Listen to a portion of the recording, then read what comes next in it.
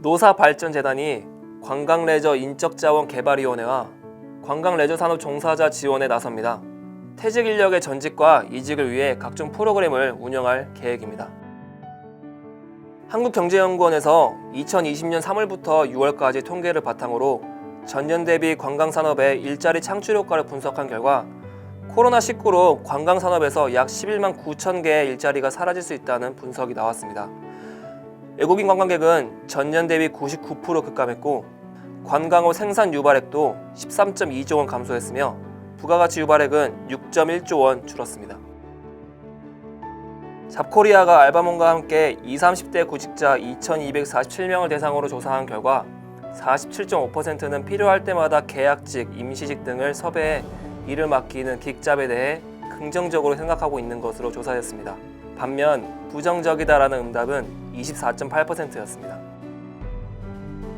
중소벤처기업부가 3,506억 원 규모인 2020년 스케일업 금융을 통해 중소벤처기업 93개사에 회사채를 통한 자금 조달을 지원했다고 밝혔습니다. 산업별로는 기간산업과 일반 제조업 등이 68%를 차지했고 신산업 분야는 22%였습니다. 알바생들이 가장 일하고 싶어하는 아르바이트 브랜드로 CGV를 꼽았습니다. 알바몬이 알바생 2,957명에게 일하고 싶은 알바 브랜드를 꼽게 한 결과 CGV가 응답률 51.3%를 받으며 1위를 차지했습니다. 이어 교보문고, 스타벅스, 투썸플레이스, 나이키가 순위에 올랐습니다. 취업 포털 게임잡이 게임업계 직장인 405명을 대상으로 추석 연휴 근무 현황을 조사했습니다.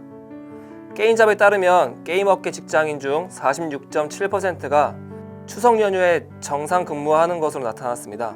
특히 개발 기술과 게임 운영 직무에서 높게 집계됐습니다.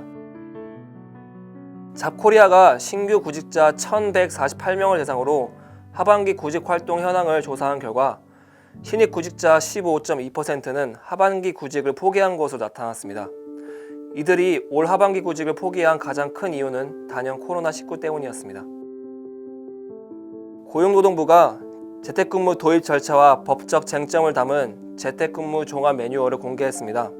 매뉴얼에는 학계 전문가, 기업 관계자 의견뿐만 아니라 국내외 전문 자료 등을 토대로 마련됐습니다.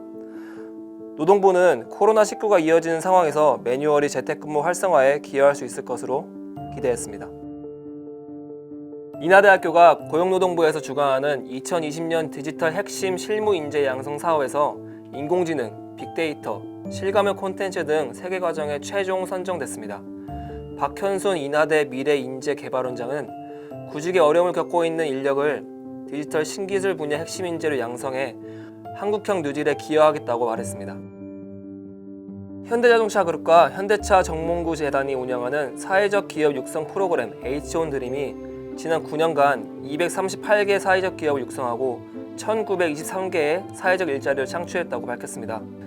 육성 기업의 누적 매출은 862억 원에 이르는 것으로 집계됐습니다. 서울기술연구원이 신입사원 17명을 공개 채용합니다. 부문별로는 연구직 13명, 일반직 4명을 모집합니다. 연구직의 경우 연구기획, 기술사업화, 도시인프라, 안전방제, 스마트도시, 생활환경, 기후환경 등과 관련된 이들을 채용할 계획입니다. 고속열차 SRT를 운영하는 SR이 2020년 신입사원과 경력사원 43명을 공개 채용합니다. SR은 이번 채용 과정에서 직무 관련 필수 요소를 중심으로 한 블라인드 전형 방식을 적용했습니다. 권태명 SR 대표이사는 투명하고 공정한 채용을 통해 철도 산업의 경쟁력을 높이고 대한민국 철도의 미래를 이끌어가 인재들을 선발하겠다고 밝혔습니다. 국내 경영진은 사원 선발 시 직무 역량을 가장 중요하게 생각한다는 설문 결과가 나왔습니다. 취업 플랫폼 잡플렉스가 경영진 125명을 대상으로 HR 인식에 관해 설문조사한 결과입니다. 응답자의 78%가 직무 역량을 꼽았지만 학교, 어학 성적, 각종 자격증을 선택한 이는 단 한 명도 없었습니다. 한국자산관리공사가 공공기관 중 처음으로 정규직 신입직원 채용 절차에 온택트 기반 화상 면접을 도입했습니다. 문성유 캠코 사장은 코로나 확산 차단에 우선순위를 두고 변화된 환경에 맞는 우수 인재 채용과 공정한 평가를 위해 화상 면접을 새롭게 도입했다고 설명했습니다.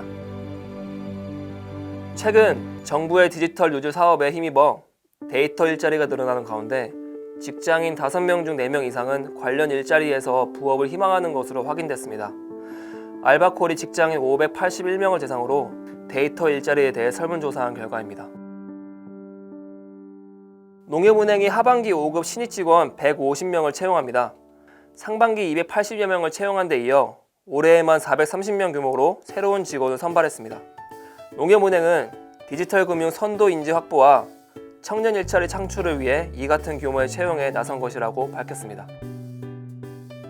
기업 인사 담당자 69.4%가 포스트 코로나 시대에 재택근무가 새로운 일자리 방식으로 정착될 것이라고 답했습니다.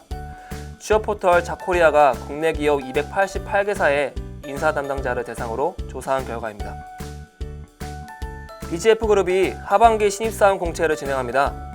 BGF 리테일을 비롯해 BGF 로직스, BGF 에코바이오, 헬로네이처 등에서 신입사원과 경력사원 총 100여 명을 채용할 계획입니다.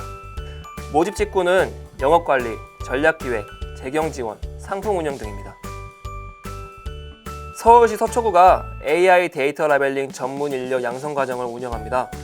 조은희 서초구청장은 4차 산업혁명과 디지털 뉴딜 시대를 선도할 수 있는 인재를 양성하기 위해 서초구만의 다양한 취업 지원 프로그램을 운영 중이라며 블록체인 칼리지, AI 칼리지 청년 인턴과 청년 일자리를 위한 사업을 더욱 확대하겠다고 말했습니다. 한국전력이 하반기 대졸 신입사원을 공개 채용합니다. 경영, 회계, 사무, 건설, 전기, 전자 분야에서 정규직 총 358명을 채용하며 접수는 한전 채용 홈페이지에서 받습니다.